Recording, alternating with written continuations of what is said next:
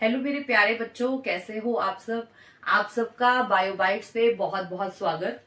और यहाँ पर हूँ मैं आज क्लास 12th के सेकेंड यूनिट, जो कि बहुत इंपॉर्टेंट यूनिट है और अराउंड 15 नंबर का ये वेटेज रखती है आपके बोर्ड एग्जाम में। तो ये जो सेकेंड यूनिट है इसमें जेनेटिक्स एंड एवोल्यूशन, जिसका second chapter that is molecular basis of inheritance, जो कि हम आज करने जा रहे हैं। So that is inheritance, molecular basis of inheritance. Inheritance means विरासत। आप सभी बच्चे जो मुझे देख रहे हैं, आप सबको अपनी विरासत में क्या मिला। तो बट ऑब्वियस कुछ बच्चे बोलेंगे हमें बंगला मिला, हमें गाड़ी मिली। ये सब चीजें जो विरासत में आपको मिली, ये वो चीजें हैं जो कि मेटेरियलिस्टिक हैं। मैं बात कर रही हूं यहाँ पर बायोलॉजिकल आपकी इनहेरिटेंस की, बायोलॉजिकल कैरेक्टर्स की, जो आपको अपने पेरेंट्स से मिले हैं। सो इनहेरिटेंस में वो सब कैरेक्टर जो आपके पेरेंट्स से आपके ऑफस्प्रिंग यानी बच्चों में ट्रांसमिट हो जाते हैं, that is known as inheritance. So वो सभी कैरेक्टर, वो कैरेक्टर जैसे आपके बालों का रंग, आपका नेचर, आपकी स्किन का टोन, आपका आई का कलर, ठीक है। तो ये सभी के सब कैरेक्टर्स जो हैं आपको अपने पेरेंट्स से जो है वो मिले हैं, विरासत में, इनहेरिटेंस में मिले हैं। तो वही हम सब स्टडी करेंगे आज इस चैप्टर में। तो ये चैप्टर होने वाला है बहुत इंटरेस्टिंग, सो मेरे साथ बने रहिएगा। नाउ सी, इनहेरिटेंस मैंने अभी आपको बताया, ये विरासत है जो आपको पेरेंट्स से मिली है। ये वो सब कैरेक्टर्स हैं, बायोलॉजिकल कैरेक्टर्स हैं जो आपको पेरेंट्स से मिला है। So if I am talking about कि cell is the basic fundamental unit of life, हमें बचपन से पढ़ाया जाता है cell is the basic fundamental unit of life, ठीक है। वो चाहे यूनिसेलुलर ऑर्गेनिज्म हो, चाहे वो मल्टीसेलुलर ऑर्गेनिज्म हो, लेकिन सभी ऑर्गेनिज्म का जो यूनिट है वो सेल ही है। तो यहां पर मैं आपके सामने दो सेल बना देती हूँ। सेल कितने टाइप्स के होते हैं? एक होता है हमारा प्रोकैरियोटिक और सेकेंड है हमारा यूकैरियोटिक, ठीक है बच्चे। सेकेंड है यूकैरियोटिक। सो अगर मैं बात करती हूं प्रोकैरियोटिक सेल की, तो प्रोकैरियोटिक में जो ऑर्गेनिज्म आते हैं वो आते हैं बैक्टीरिया, क्योंकि ये सिंगुलर मतलब कि single cell organism will come in this, यानी सिंगल सेल मतलब यूनिसेलुलर ऑर्गेनिज्म आ रहे हैं इसमें। और उसका नाम क्या है जो इसके अंदर आएगा प्रोकैरियोटिक सेल के अंदर? That is bacteria. और यूकैरियोटिक सेल में ये एडवांस वर्जन है आपकी सेल का। और यूकैरियोटिक सेल के पास आप कोई भी यूनिसेलुलर ऑर्गेनिज्म ले सकते हो, आप मल्टीसेलुलर ऑर्गेनिज्म ले सकते हो। अगर मैं बात करती हूँ प्रोकैरियोटिक सेल में, तो प्रोकैरियोटिक सेल में यूनिसेलुलर ऑर्गेनिज्म ही होते हैं, इसमें मल्टीसेलुलर ऑर्गेनिज्म नहीं होते। जबकि यूकैरियोटिक सेल, क्योंकि एडवांस वर्जन है सेल का, तो यूकैरियोटिक सेल में यूनिसेलुलर यानी सिंगल सेल ऑर्गेनिज्म भी है और मल्टीसेलुलर ऑर्गेनिज्म भी एग्जिस्ट करते हैं। आप हम सब यूकैरियोटिक सेल को बिलोंग करते हैं, ठीक है। यानी हम सब सेल कैसी है, हमारी सेल कैसी है? एडवांस वर्जन वाली सेल्स हैं, ठीक है। सो अगर मैं बात करती हूँ प्रोकैरियोटिक सेल की, जिसको मैंने बोला बैक्टीरिया सेल, तो यहाँ पे मैं एक बैक्टीरियल सेल की पिक्चर बनाती हूँ, ठीक है। यहाँ पे देखिए ये बैक्टीरिया सेल बना दिया। अभी मैं बहुत ज्यादा फ्लैजिला, सीलिया, इन सब चीजों को फोकस नहीं करूंगी, बट यहाँ पर देखिए कि यहाँ पर एक बाउंड्री दी जिसको मैंने बोल दिया सेल वॉल, ठीक है। आपको पता होना चाहिए कि प्लांट सेल में ही सेल वॉल प्रेजेंट नहीं होती, बैक्टीरिया सेल में भी सेल वॉल प्रेजेंट होती है, कैप्सूल प्रेजेंट होता है, ठीक है। तो यहां पर है बैक्टीरिया की ये सेल वॉल लिया मैंने, और इसके अंदर आपको पता होना चाहिए यहां पर साइटोप्लाज्म होगा ही होगा, ठीक है बच्चे। ये साइटोप्लाज्म है इनसाइड दिस मेम्ब्रेन। तो ये पूरा का पूरा एक चैम्बर में कह सकती हूँ, क्लोज फिगर है, एक क्लोज चैम्बर है जिसके अंदर क्या है? साइटोप्लाज्म है। इस साइटोप्लाज्म के अंदर प्रेजेंट होता है सर्कुलर डीएनए, ठीक है। एक सर्कुलर डीएनए प्रेजेंट होता है, और वी कैन से, और इस सेल के अंदर प्रेजेंट होता है सर्कुलर क्रोमोसोम, ठीक है। तो यहां पे मैंने सिंगल वन क्रोमोसोम प्रेजेंट होता है जो कि सर्कुलर फॉर्म में होता है, ठीक है बच्चे। तो यहाँ पे सिंगल क्रोमोसोम है जो कौन से फॉर्म में है? सर्कुलर फॉर्म में है। अभी यहां पर चलते हैं यूकैरियोटिक सेल को। क्या इसके पास कुछ और ऑर्गेनल्स प्रेजेंट है? तो इसके पास जो है राइबोसोम होता है, बाकी और कोई भी मेम्ब्रेन बाउंड ऑर्गेनल्स नहीं होते हैं। तो यहाँ राइबोसोम थोड़ा सा हम उसको डिफरेंट उससे बना देते हैं, ठीक है, क्योंकि मेम्ब्रेन बाउंड ऑर्गेनल्स एब्सेंट होते हैं। तो इसके साइटोप्लाज्म में एक सर्कुलर क्रोमोसोम है, सिंगल क्रोमोसोम है जो कि सर्कुलर फॉर्म में है, और यहां पर है cytoplasm, it is surrounded by cytoplasm, और बाहर की साइड में ये जो क्लोज पिक्चर हो गई, क्लोज फिगर हो गई, ये क्या हो गया, सेल वॉल हो गया, ठीक है, सेल मेम्ब्रेन सेल वॉल हो गया। Now come back to the eukaryotic cell, जो कि आपकी हमारी एडवांस वर्जन ऑफ सेल है। तो ये यूकैरियोटिक सेल की अगर मैं यहाँ पे पिक्चर ड्रॉ करती हूँ, तो यूकैरियोटिक सेल में वैसे तो यूनिसेलुलर ऑर्गेनिज्म ले लेते हैं, क्योंकि यहाँ पे मैंने बैक्टीरिया लिया है। तो यहाँ पे मैं यूकैरियोटिक सेल में अगर सिंगल सेल ऑर्गेनिज्म लूं, तो क्या मैं यहाँ पे अमीबा ले सकती हूँ? बिल्कुल। तो अमीबा जो है हमें पता है कैसा है बच्चे, अमीबा है इरेगुलर शेप का स्ट्रक्चर, ठीक है, ये यूनिसेलुलर है, इरेगुलर शेप है, और बात करूं यहां पर, तो यहां पर भी क्रोमोसोम प्रेजेंट है, यहां पर भी क्रोमोसोम प्रेजेंट है। अगर बात करती हूँ यहाँ के क्रोमोसोम की, तो यहाँ पे सिंगल क्रोमोसोम प्रेजेंट था जो कि सर्कुलर फॉर्म में था, लेकिन यहां पर बात करती हूं तो यहां पर क्रोमोसोम तो प्रेजेंट है, तो क्रोमोसोम का जो नंबर है वो लीनियर फॉर्म में है, फर्स्ट क्रोमोसोम लीनियर फॉर्म में अरेंज है, ठीक है, ये सर्कुलर फॉर्म में अरेंज नहीं है। सेकेंड, ये एक प्रॉपर मेम्ब्रेन बाउंड ऑर्गेनल यानी ऑर्गेनल्स के अंदर एग्जिस्ट कर रहे हैं, ठीक है, ये जो मेम्ब्रेन है जिसके अंदर ये है, इनका पूरा का पूरा अपना एक कंपार्टमेंट है, ये पूरा का पूरा इनका अपना खुद का चैम्बर है, जिसको मैं बोलती हूं न्यूक्लियस। क्या बोलती हूँ बच्चे इसको मैं? न्यूक्लियस, ठीक है, what is it? This is nucleus, जहां पे क्रोमोसोम मोर देन वन है, ठीक है, और ये जो क्रोमोसोम है they are in linear form, line में अरेंज है, ये इस तरह से सर्कुलर फॉर्म में नहीं है। जो इनका क्रोमोसोम है, ठीक है, it is made up of DNA plus histone, histone एक प्रोटीन होती है, उसका बना हुआ होता है, ठीक है। तो यहाँ पे जो ये क्रोमोसोम है, ये न्यूक्लियर मेम्ब्रेन के अंदर, ये डबल मेम्ब्रेन होती है बेटा, ठीक है, डबल लेयर वाली मेम्ब्रेन होती है, न्यूक्लियर मेम्ब्रेन, ठीक है, और इसके अंदर हमारे क्रोमोसोम है। अगर बात करती हूँ न्यूक्लियस की, तो इसके अंदर न्यूक्लियोप्लाज्म भी प्रेजेंट होगा कि नहीं होगा? जल्दी से बताओ। ऐसा तो नहीं है कि it is a dry environment, dry medium तो नहीं होगा, तो यहां पर है न्यूक्लियोप्लाज्म अंदर, और न्यूक्लियोलस भी यहीं पर ही प्रेजेंट है, ठीक है, जहां पे क्या बनेंगे? राइबोसोम बनेंगे। अभी फिलहाल मैं फोकस करती हूँ न्यूक्लियस को लेके, तो न्यूक्लियस एक कंप्लीट एक कंपार्टमेंट है, एक चैम्बर है, जिसके अंदर मेरे क्रोमोसोम एग्जिस्ट करते हैं। और अगर मैं इसी को ही कंपेयर करती हूँ, यहाँ की क्रोमोसोम और इसके क्रोमोसोम को कंपेयर करती हूँ, यानी यूकैरियोटिक सेल के क्रोमोसोम को अगर मैं प्रोकैरियोटिक क्रोमोसोम से कंपेयर करती हूँ, तो फर्स्ट ये जो क्रोमोसोम है ये सर्कुलर फॉर्म में है, जबकि यहां पर ये लीनियर फॉर्म में है। इस क्रोमोसोम के पास क्या है? डीएनए है, और इसके पास भी डीएनए के क्या पार्टिकल्स हैं, लेकिन इसके पास हिस्टोन प्रोटीन है, जबकि इसके पास हिस्टोन प्रोटीन एब्सेंट है, ठीक है। अगर बात करूं मैं सेल के और ऑर्गेनल्स जिनके पास ये डीएनए पार्टिकल्स, डीएनए के मॉलिक्यूल्स प्रेजेंट होते हैं, वो कौन से हैं? जैसे कि माइटोकॉन्ड्रिया, अगर मैं बात करती हूं क्लोरोप्लास्ट की, तो क्लोरोप्लास्ट के पास भी अपना जेनेटिक इंफॉर्मेशन, जेनेटिक मटेरियल है, ठीक है। तो आगे कैसे पता चला कि ये जो डीएनए ही है वही जेनेटिक मटेरियल है?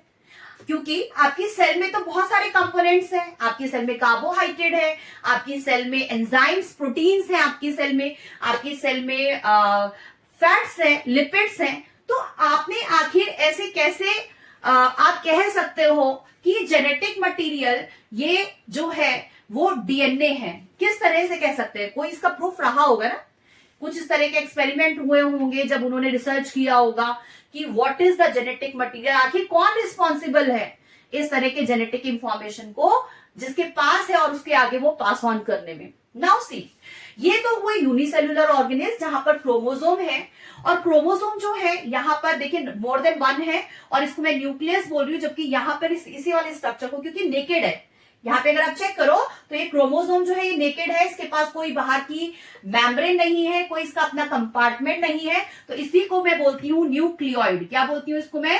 न्यूक्लियोइड, ठीक है बच्चे, दिस इज न्यूक्लियोइड, जबकि ये क्या है? न्यूक्लियस है। जैसे आप अपने घर का एग्जांपल लेके मैं आपको समझाती हूँ, जैसे आपके घर में आपके फादर ने घर बनाया, ठीक है, तो घर किसका हुआ? आपके, बट ऑब्वियस आपके पेरेंट ने बनाया तो पेरेंट का ही घर हुआ, ठीक है। लेकिन आपके पेरेंट्स ने क्या किया कि आप लोगों को, जैसे कि ये मान लो एक 2 बच्चे ले लेते हैं, बिट्टू है ना, और एक लेते हैं रामू। तो बिट्टू का कमरा ये है, रामू का कमरा ये है। तो उन्होंने क्या किया, उन्होंने सेक्शंस बना दिए कि ठीक है ये बिट्टू का कमरा है, तो यानी बिट्टू से रिलेटेड जितनी भी चीजें होंगी वो बिट्टू के कमरे में मिलेंगी बट ऑब्वियस, और रामू से रिलेटेड जितनी भी चीजें होंगी वो रामू के कमरे में मिलेंगी। और यहाँ पर कोई भी क्या है, यहाँ पे उसकी अपनी प्राइवेसी है। तो पूरा का पूरा जो होल्ड होगा उस कमरे पे यानी बिट्टू के कमरे पे, वो बिट्टू का ही रहने वाला है। और जो रामू का कमरा है उसके ऊपर पूरा का पूरा कंट्रोल रामू का रहने वाला। जबकि घर किसका है, घर है पेरेंट्स का, लेकिन होल्ड किसका आ गया, बिट्टू और रामू का। समझ लो। तो इसी तरह से ये पूरी की पूरी एक सेल थी, लेकिन सेल में जो ये कंपार्टमेंट है, ये पूरा का पूरा जो ये वी कैन से जो चैम्बर दिया है, वो कौन सा वाला चैम्बर है, न्यूक्लियस है। और इन सब पे होल्ड किसका होगा, अंदर के मटेरियल का ही तो होगा भाई। घर अगर कमरा अगर वो जो रूम है वो बिट्टू का है, तो बिट्टू का होल्ड हो रहा है उसी रूम पे, है ना। और अगर वो किसका है, रामू का है, तो रामू का होल्ड हो रहा है उसी रूम पे। लेकिन पापा का जो रूम होगा उसमें पापा का ही तो होल्ड होगा, समझो। यानी जो कंपार्टमेंट है, ये जो कंपार्टमेंट है उसके अंदर जो भी रहेगा होल्ड उसी का ही रहने वाला है, समझो। होल्ड उसी का ही रहने वाला है। तो यहाँ पे क्या है, यहाँ पे तो क्रोमोसोम है, यहाँ पे न्यूक्लियोप्लाज्म है, न्यूक्लियोलस है, ठीक है। तो अब हम ये चेक करेंगे कि आखिर क्रोमोसोम के पास ऐसा स्पेशल क्या है जिससे वो अपनी सेल से वो उस कैरेक्टर को इस तरह की कोडिंग करता है, इस तरह की चीजों को ट्रांसमिट करता है जो उसके ऑफस्प्रिंग में आ जाती है, ठीक है, जो उसके बच्चे में आ जाती है। और ये ऑफस्प्रिंग में आके रुकती नहीं है, ये ऑफस्प्रिंग में भी आके उसके आगे भी that offspring is also having the ability to pass on the same what information. यानी उस ऑफस्प्रिंग के पास भी वो सारी एबिलिटी है ताकि वो सारी की सारी जो इंफॉर्मेशन है वो अपनी न्यू जनरेशन में, न्यू ऑफस्प्रिंग में, देखो क्योंकि जो आज का ऑफस्प्रिंग है वो कभी तो पेरेंट भी बनेगा ना, ऐसा तो है नहीं कि वो ऑफस्प्रिंग ही रहने वाला है। तो ये जो ऑफस्प्रिंग है, ठीक है, ये आने वाले टाइम पे जब पेरेंट बनेगा then that parent is also having the ability to pass on the क्या कैरेक्टर, या we can say the inheritance character to the new offspring. यानी जो नई जनरेशन बनेगी वो उसको भी सेम कैरेक्टर ट्रांसमिट कर पाएगा। आखिर ये सारे के सारे कैरेक्टर की इंफॉर्मेशन कहां एग्जिस्ट करती है, क्या क्रोमोसोम, ये तो थ्रेड लाइक स्ट्रक्चर है, तो क्रोमोसोम के किस पार्ट पे ये सारी की सारी इंफॉर्मेशन एग्जिस्ट करती है, तो अब हम उसके बारे में जानेंगे। नाउ सी, क्योंकि मुझे एंटर कहां पे करना है मैंने अभी बताया, क्योंकि बहुत रिसर्च वर्क हुआ है बच्चे।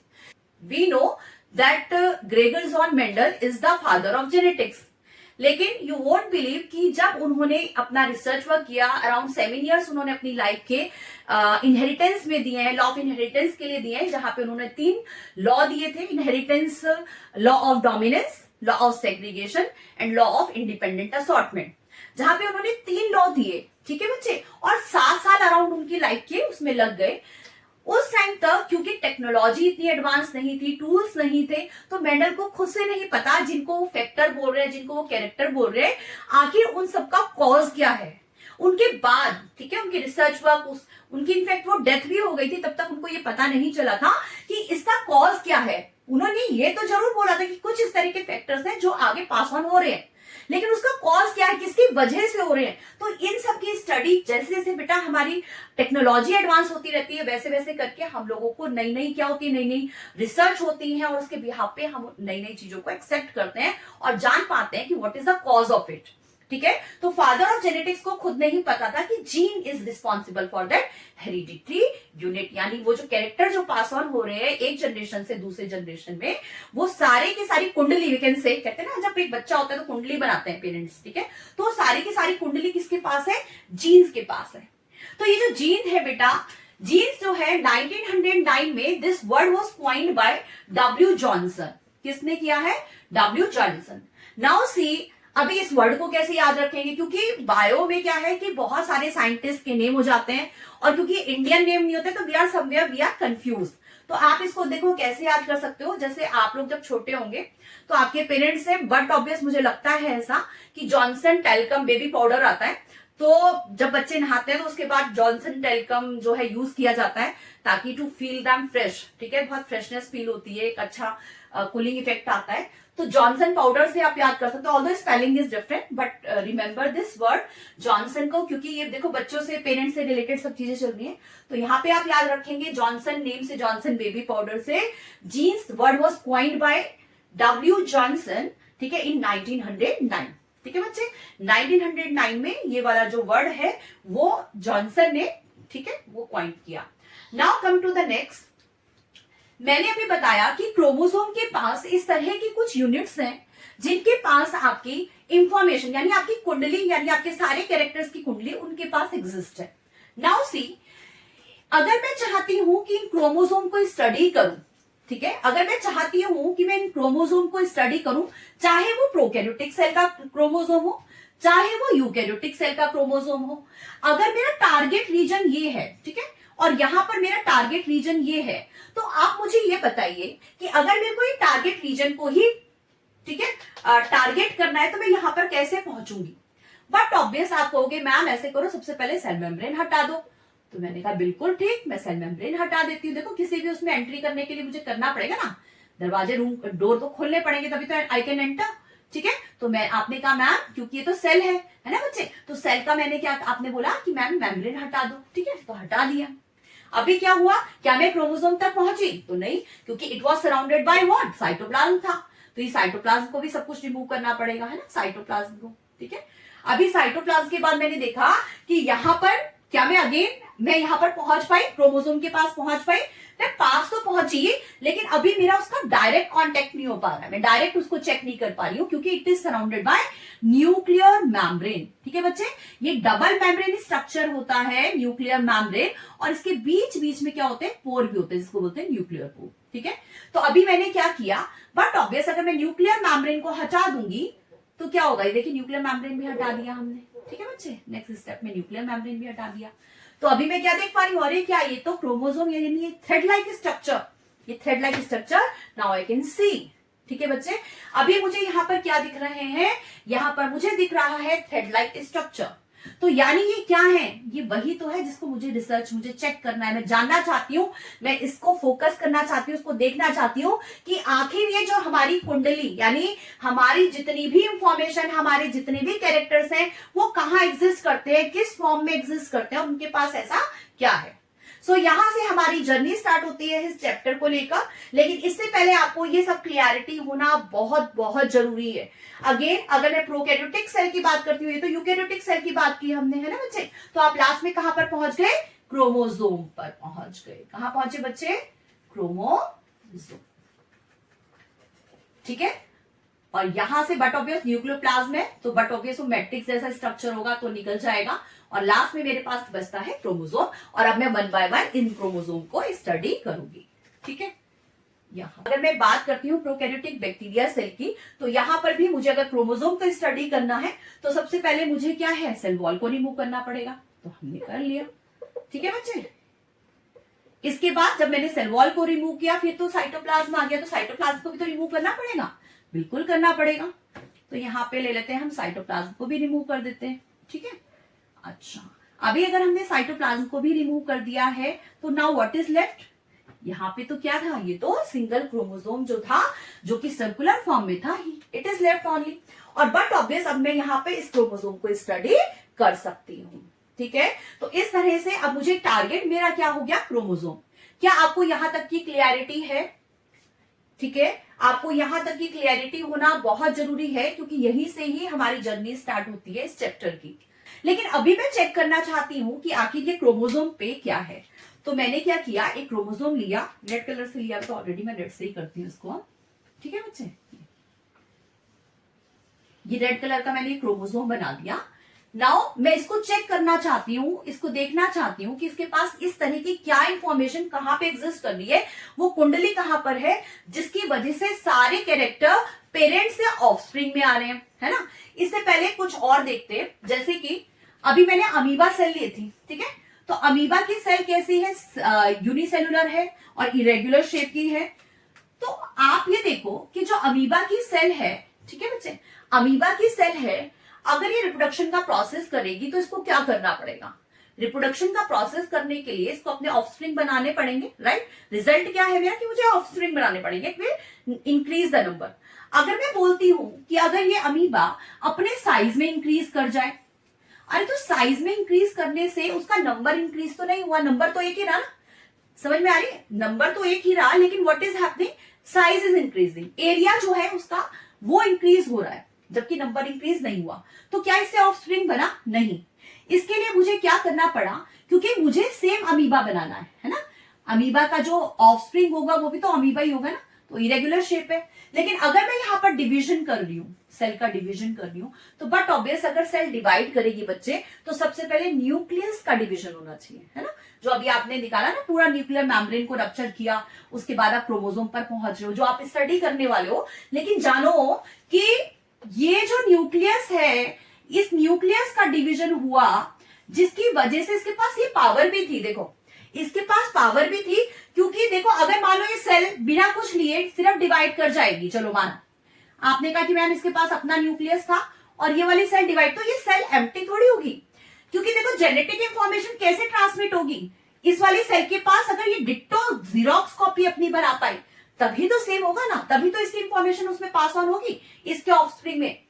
क्योंकि अभी तो इसकी इंफॉर्मेशन इसी के पास है, ठीक है, इसकी इंफॉर्मेशन इसी के पास है, ट्रांसमिट थोड़ी हुई है यहाँ पर इसके ऑफस्प्रिंग में। तो अगर सेल का डिवीजन हुआ तो न्यूक्लियस का डिवीजन होना तो बनता ही है। अब जब न्यूक्लियस का डिवीजन हुआ होगा तो इस टाइम पर जितना भी जेनेटिक मटेरियल है वो पहले उसने डबल किया होगा, ठीक है, डुप्लीकेट किया होगा। डुप्लीकेट मतलब सेम कॉपी जनरेट की होगी। जैसे आप फोटोस्टेट पे जाते हो, जीरोक्स करवाते हो, तो जो भी आप पेपर रखते हो तो same paper print is coming ना। ऐसा तो नहीं है कि लिखा हुआ कुछ है आ कुछ है। तो the thing is printing is same. So my concept is कि आपने जो मटेरियल है, जो जेनेटिक मटेरियल है, उसको डुप्लीकेट किया, क्योंकि सेल एम्प्टी थोड़ी होने वाली है, कंपार्टमेंट थोड़ी है कि आपने रूम बना दिया, उसके बाद अपना सामान भर लो अपने हिसाब से, ठीक है, मेरा तो अलग इंटीरियर रहेगा, उसका अलग इंटीरियर रहेगा, ऐसा तो नहीं होगा। तो यहाँ पे जब दो सेल आई, तो एक सेल का ये पूरा का पूरा पेरेंट सेल थी, उसका अपना था न्यूक्लियस, लेकिन ऑफस्प्रिंग को न्यूक्लियस देने के लिए भी तो उस तरह के मटेरियल को कॉपी करना पड़ेगा। तो उसके पास डुप्लीकेट की पावर होनी चाहिए कि वो अपने मटेरियल को क्या कर सके, डबल कर सके, तभी तो उसको हाफ देगा। क्योंकि कैन नॉट ऑल्टर अपना अपना, ऐसा तो नहीं है कि अपना लेके चलो भाई आधा इसमें 50-50 कर लेते हैं, ठीक है, ऐसा भी नहीं हो सकता। देखो दो पॉसिबिलिटी है, या तो मैं 50-50 कर लूं, लेकिन अगर मैं 50-50 करती हूं तो मेरी खुद की कंपोजिशन भी तो चेंज हो जाएगी, मेरी सेल की खुद की कंपोजिशन भी तो चेंज हो जाएगी, which is not acceptable. Survival करना है तो इसके लिए मेरे को अपनी आइडेंटिटी तो क्या है, फिक्स रखनी पड़ेगी। लेकिन जो ऑफस्प्रिंग है, ऑफस्प्रिंग को भी सेम ही आइडेंटिटी दूंगी मैं, तभी तो वो मेरी कॉपी बन पाएगा। अगर मैंने उसको सेम आइडेंटिटी नहीं दी, सेम क्वांटिटी चीजों में नहीं, सब सेम क्वांटिटी नहीं दी, जो भी मॉलिक्यूल्स हैं जो मेरे पास एग्जिस्ट थे वो सेम नहीं दिया, तो यहाँ पे सिमिलैरिटी कैसे डेवलप होगी? सिमिलैरिटी डेवलप करने के लिए same amount of composition should be same. मैं 50 नहीं कर सकती हूँ, क्योंकि उसकी वजह से मेरे में खुद में ही ऑल्टरेशन हो जाएगा और एग्जिस्टेंस नहीं हो पाएगा, ठीक है। तो ऑफस्प्रिंग में सेम कॉपी, इसका मतलब पेरेंट ने क्या किया होगा जब डिवीजन रहा होगा, तो पेरेंट सेल ने सबसे पहले क्या किया, अपने मटेरियल को डुप्लीकेट किया, उसकी कॉपी जनरेट की, और उसके बाद जब डिवीजन हुआ तो वाली कॉपी, हाफ कॉपी जो कि सेम थी, डिट्टो पेरेंट से सेम थी, वो कहां पे ट्रांसमिट कर दी, ऑफस्प्रिंग को ट्रांसमिट कर दी। और इस वजह से आप देख पा रहे हो कि ऑफस्प्रिंग के पास भी, सपोज यहाँ पे मैं 2 क्रोमोसोम लेती हूँ, ठीक है, तो यहाँ पर भी इसने 2 ही क्रोमोसोम इसको ट्रांसमिट किए। बच्चे अब आप यहाँ पे चेक कर सकते हो कि अगर ये पेरेंट सेल है और ये ऑफस्प्रिंग सेल है, तो यहाँ पर क्रोमोसोम नंबर इज सेम, यानी उसने सारी की सारी जो जेनेटिक इंफॉर्मेशन थी, सेम जेनेटिक इंफॉर्मेशन कहां पे ट्रांसमिट की, ऑफस्प्रिंग को ट्रांसमिट की। और क्योंकि जब उसने सेम इंफॉर्मेशन ऑफस्प्रिंग को ट्रांसमिट की, it means all the characters जो कि उस पेरेंट के पास थे वो कहां पर ट्रांसमिट हो गए, वो ऑफस्प्रिंग में ट्रांसमिट हो गए, ठीक है। और ऐसा नहीं है कि it will stop down, this process will stop in this generation, ये प्रोसेस कंटिन्यू रहेगा। और ये ऑफस्प्रिंग भी आने वाले टाइम पे जब पेरेंट बनेगा, so the same ability this offspring is also having the same ability, यानी इस ऑफस्प्रिंग के पास भी वो वही एबिलिटी है, क्योंकि जब वो पेरेंट बन जाएगा उसके पास भी वही एबिलिटी होगी जिससे वो पास ऑन कर सके अपने कैरेक्टर को ऑफस्प्रिंग में। आई थिंक सो कि now this concept is very much clear to all of you. अभी हम फोकस करते हैं क्रोमोसोम पे। देखो ये जो क्रोमोसोम है ये लीनियर फॉर्म में है, थ्रेड लाइक स्ट्रक्चर है, ठीक है। जो क्रोमोसोम है, क्रोमोसोम पर हमने कहा कि जीन्स होते हैं, ठीक है, और ये बीड्स फॉर्म में है। बीड समझते हो, जैसे माला होती है ना, आपकी मम्मी के पास माला होगी, माला पहनती होंगी आपकी मम्मी, चलो क्या I am showing you, I think so I'm also having.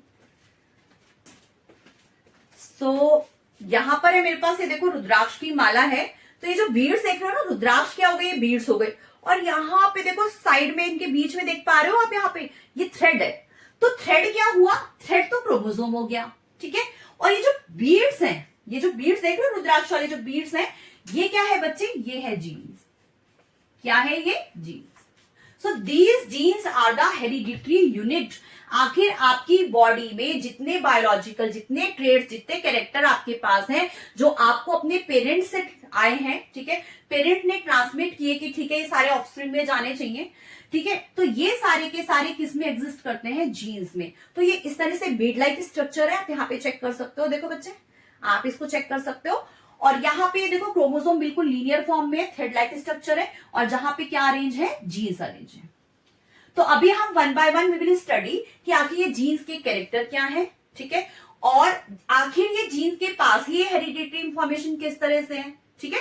तो one by one we will study, क्योंकि आपकी सेल में तो और भी बहुत सारे कंपोनेंट्स हैं। आखिर उन सबके पास जेनेटिक इंफॉर्मेशन क्यों नहीं है और इसी के पास क्यों इंफॉर्मेशन है, ठीक है, क्योंकि इनको ट्रांसमिट होना आता है। जब हमारी सेल का डिवीजन हुआ, जब वो ऑफस्प्रिंग में पास ऑन हुई, तो उनके साथ क्या पास ऑन हुए, उनके साथ क्रोमोसोम पास ऑन हुए। और जब क्रोमोसोम पास ऑन हुए तो क्रोमोसोम पे क्या अटैच थे, वो बीड्स अटैच थे, जिनको मैंने नाम दिया जीन्स। और ये जीन्स वर्ड किसने किया है, जॉनसन ने किया है। इन 1909 में ये वर्ड आया है जीन, ठीक है। तो चलो, आई think now this is very much clear. तो अभी हम क्या करेंगे, जीन्स के बारे में स्टडी करेंगे कि आखिर ये जो जीन्स है उनके कैरेक्टर क्या क्या है। यहां पर एग्जिस्ट हैं ये बीड्स, और इन बीड्स का नाम मैंने आपको बताया था जीन्स, ठीक है। बेसिकली ये डीएनए पार्टिकल्स हैं, ठीक है, डीएनए फ्रेगमेंट्स हैं, जिनको हम क्या बोल रहे हैं, जीन्स बोल रहे हैं। जीन का बट ऑब्वियस अगर डीएनए फ्रेगमेंट्स बोल रही हूं, ठीक है, जिनके पास ये आपकी कुंडली यानी आपके जितने भी जेनेटिक इंफॉर्मेशन है, इन जीन के पास एग्जिस्ट करती है। और ये किस फॉर्म में, ये बीड्स फॉर्म में। अरेंज किस पे है, ये थ्रेड लाइक स्ट्रक्चर पे अरेंज है, ठीक है, जिसको मैं क्या बोल रही हूँ, क्रोमोसोम बोल रही हूँ। तो अभी मैं जीन से रिलेटेड कुछ प्रॉपर्टीज आपको बताऊंगी, लेकिन इससे पहले मैं बताऊंगी कि 1957 में, ठीक है, सेमर बेंजर ने 3 टर्म्स दिए, ठीक है, किसको लेकर, जीन्स को लेकर। वो टर्म कौन से थे, सिस्ट्रॉन, म्यूटॉन एंड रेकॉन। इसको मैं डिटेल आपकी प्रॉपर्टीज के साथ में ही करूंगी, लेकिन इस बेंजर को किस तरह से याद करें। तो बेटा ये जो बेंजर है ना, ये एक अंडरगारमेंट्स का एक वो, जिसमें सॉक्स बहुत अच्छे, एक ब्रांडेड वी कैन से कि एक बहुत अच्छा ब्रांड है बेंजोर का, जिसमें आपके सॉक्स अंडरगारमेंट्स अवेलेबल होते हैं। तो आप बेंजोर से याद कर सकते हो ये बेंजर को, जिसने क्या टर्म्स दिए आपको, जिसने आपको सिस्ट्रॉन, म्यूटॉन और रेकॉन। अब ये जो 3 टर्म्स हैं, ये बेसिकली जीन्स के ही वेरिएंट्स हैं, ठीक है, जीन के ही अलग अलग वर्जन है, जिनको ये बेंजोर ने 3 नाम दिए, सिस्ट्रॉन, म्यूटॉन एंड रेकॉन। अब अगर ये सिंपल जीन ही होते तो why he has given them different name, it means कि ये जीन से कुछ अलग है, कुछ अलग तरह की एबिलिटीज रखते हैं, कुछ अलग तरह की क्वालिटीज रखते हैं, जिसकी वजह से बेंजोर ने 1957 में जीन के स्पेसिफिक सेगमेंट को, यानी डीएनए के जो सेगमेंट्स हैं, उनको अलग अलग नाम दिया, ठीक है। तो अभी पहले हम जीन की प्रॉपर्टीज को करते हैं, लेकिन इतनी क्लियरिटी आपको होनी चाहिए कि ये जीन जो है, ये बीड्स लाइक स्ट्रक्चर है, जो अरेंज है हमारे क्रोमोसोम पर, ठीक है। और ये जीन जो है, यानी जो बीड्स है, बीड्स क्या है, ये डीएनए के फ्रेगमेंट्स है।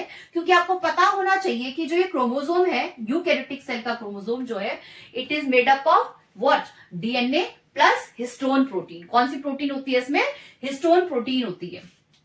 अभी हम डिटेल करेंगे जीन की प्रॉपर्टीज को। तो सबसे पहले जीन वो बीड्स हैं जिनके पास सारे के सारे कैरेक्टर्स, यानी जो पेरेंट के कैरेक्टर्स हैं, वो सारी के सारी कुंडली उन बीड्स के अंदर, उन मॉलिक्यूल्स के अंदर डिपोजिट है, और उसके बाद वो ट्रांसमिट हो जाएगी न्यू ऑफस्प्रिंग में, ठीक है।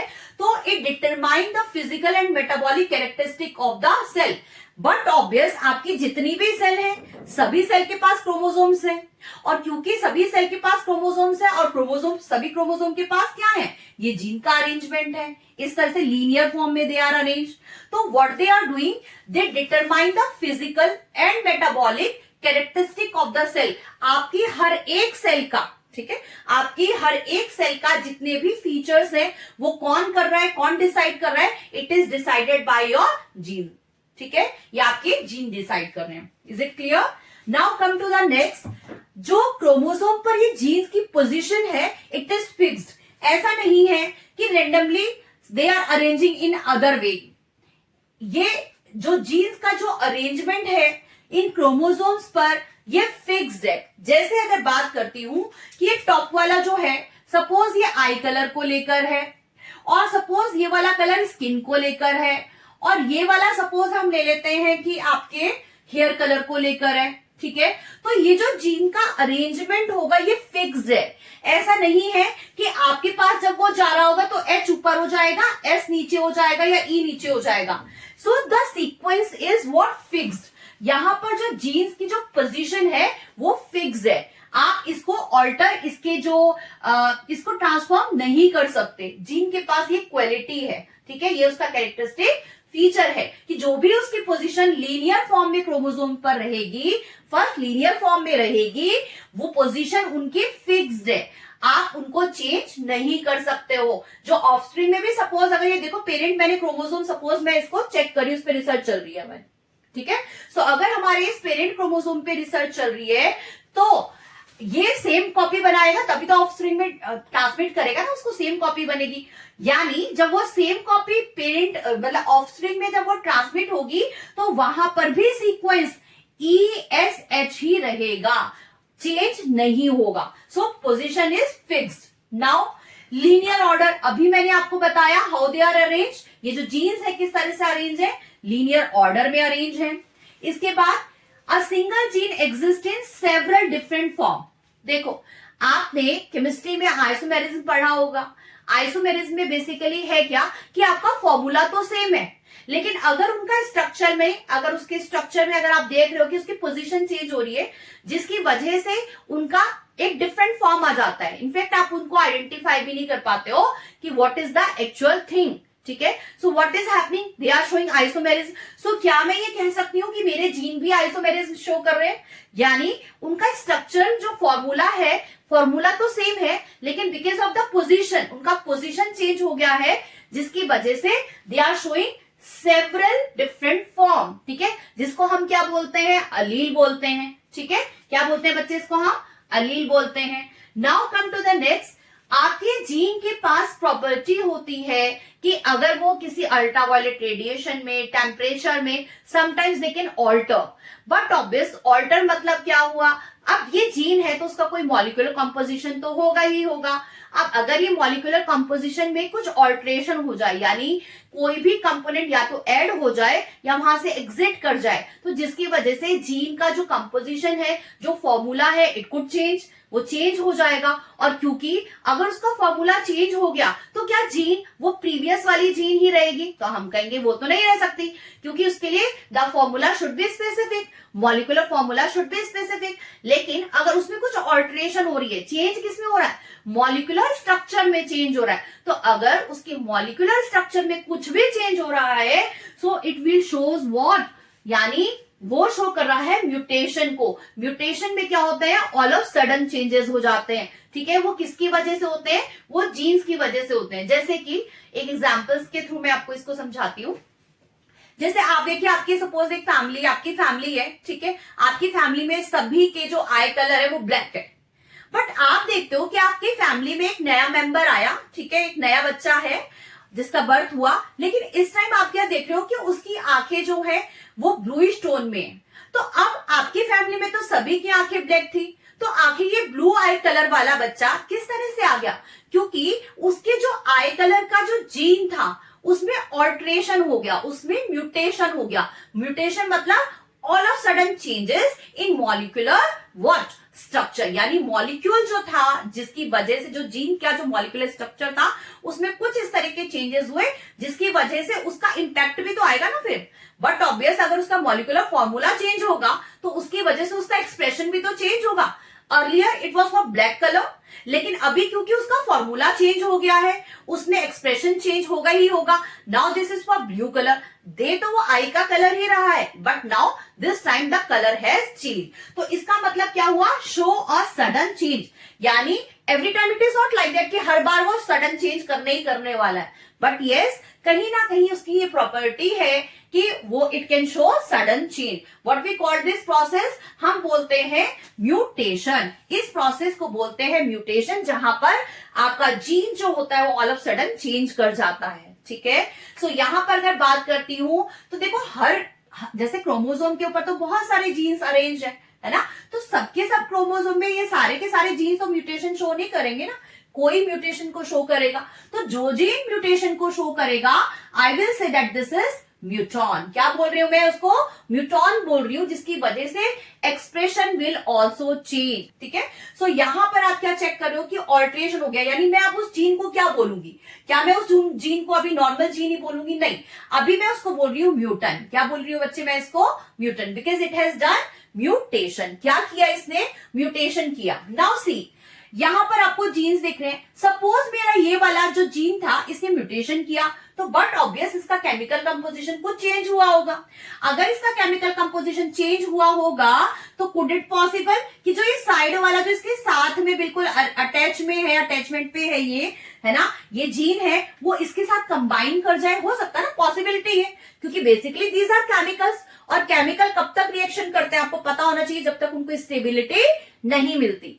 तो कुड इट पॉसिबल कि ये जो म्यूटेशन शो कर रहा था उसके जिसमें मॉलिक्यूलर स्ट्रक्चर में ऑल्ट्रेशन हो गया था, उसमें चेंजेस आ गए थे, तो हो सकता है कि वो साथ वाले जीन को के साथ क्या कर जाए, साथ वाले जीन के साथ क्या कर जाए, कंबाइन कर जाए, और एक नए तरह का क्या बना दे, जीन है तो ये अभी भी जीन, लेकिन now this gene is has change, it has alter, और एक न्यू रिकॉम्बिनेशन हैज कम। अभी आप यहाँ पे क्या चेक कर रहे हो कि एक नया तरह का रिकॉम्बिनेशन आ गया है। ठीक है, सो इसको हम बोलते हैं रेकॉन। समझ में आ रहा है, इस वाले जीन को अभी मैं क्या बोलूंगी, रेकॉन। तो है तो ये जीन्स के ही पार्ट, लेकिन ये वो वेरिएंट्स है जो कि अलग अलग फॉर्म में है। Again it does not mean कि every time every gene will show mutation or every time it will bringing recombination, every time it is not happening, but when it will happen then that time उसी gene का हम नाम अलग वे में देंगे, that is recon। अगर वो recombination create कर रहा है और अगर म्यूटेशन शो कर रहा है, ऑल्ट्रेशन कर रहा है, तो I will say this is muton. और इन सिंपल अगर वो डीएनए का फ्रेगमेंट इन नॉर्मल फॉर्म में अगर वो यानी हेरिडिटरी यूनिट की तरह से ही काम कर रहा है, यानी इंफॉर्मेशन को सिर्फ ट्रांसमिट कर रहा है, ऐसी कंडीशन में I am saying this is cistron. I think now this cistron, muton and recon is very much clear to all of you. Now come to the next, आपके जीन के पास प्रॉपर्टी होनी चाहिए डुप्लीकेट होने की, क्योंकि जब तक उसके पास अपने मटेरियल को डुप्लीकेट नहीं कर पाएगा तो how it will transmit the same quantity, ठीक है, same molecular structure to the offspring. Offspring में सेम कॉपी ले जाने के लिए उसको डुप्लीकेट होना क्या होगा, उसके पास ये वाली प्रॉपर्टी होना भी कंपलसरी है, मैंडेटरी है, अदरवाइज मैं इसको जेनेटिक मटेरियल में कंसीडर नहीं कर सकती हूं। Now the next that is expression. देखिए आप यहां पर देखिए कितने सारे यहाँ पे जीन इस क्रोमोसोम पर एग्जिस्ट हैं। मैंने ऊपर वाला आपको बताया था ये आई कलर के लिए है, जैसे है ना, ई मैंने आई कलर के लिए लिया था, एच मैंने लिया था हेयर कलर के लिए, एस मैंने लिया था स्किन के लिए। ठीक है बच्चे, तो अगर मैं ये बोल रही हूँ कि स्किन का कलर शो कर रहा है, हेयर का कलर शो कर रहा है, आई का कलर शो कर रहा है, तो इट मीन्स आपकी जीन के पास एबिलिटी है एक्सप्रेशन की। नाउ अगर आपके ये जीन अवेलेबल है, प्रेजेंट है क्रोमोसोम पे, तो क्या वो एक्सप्रेस कर सकते हैं? नहीं, उनके एक्सप्रेशन के लिए एक स्पेशल एंजाइम की रिक्वायरमेंट होती है, और हर एंजाइम यानी हर जीन के लिए एक अलग तरह का एंजाइम चाहिए होता है। ऐसा नहीं है कि एक ही एंजाइम सभी को कंट्रोल कर दे, सभी को एक्सप्रेशन के लिए हेल्प कर दे। तो every gene require a special type of what, enzyme. ठीक है, तो एक जीन एक एंजाइम में कह सकती हूँ। ठीक है, तो इस तरह से एक्सप्रेशन होना चाहिए।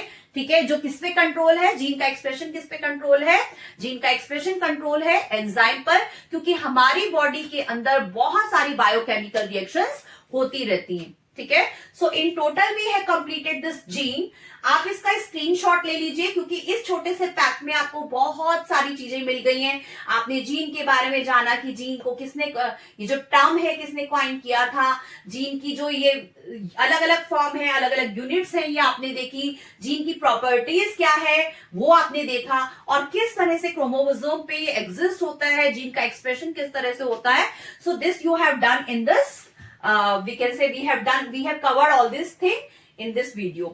So next video में मिलते हैं हम बहुत ही इंटरेस्टिंग एक्सपेरिमेंट के साथ। लेकिन पहले भी लेकिन मैं ये बताना चाहूंगी बच्चे कि आप लोग जब भी इस वीडियो को देखते हो तो साथ में अपनी बुक को जरूर रखो, क्योंकि जब आप अपनी बुक को रखोगे तो आप उससे क्रॉस चेक कर पाओगे। और जहां पर भी मैं छोटी छोटी ट्रिक्स देती हूँ, लाइक जॉनसन पाउडर से मैंने अभी आपको बताया, बेंजोर से मैंने अभी आपको बताया कि अंडरगारमेंट्स यानी उसमें बहुत अच्छे अच्छे सॉक्स अवेलेबल होते हैं, ब्रांडेड सॉक्स होते हैं, हैंकी है ना, बहुत अच्छी चीजें अवेलेबल है। तो बेंजोर, तो ये छोटे छोटे वर्ड्स आपको बहुत हेल्प करेंगे इन सब चीजों को याद करने में, ठीक है। अदरवाइज बहुत मुश्किल हो जाता है, बेंजर को कौन याद करेगा। तो बेंजोर से रिलेट करो, जॉनसन पाउडर से रिलेट करो, and in this way you can make your this thing very interesting. बहुत क्विकली चुटकियों में आपको सब कुछ याद हो जाएगा।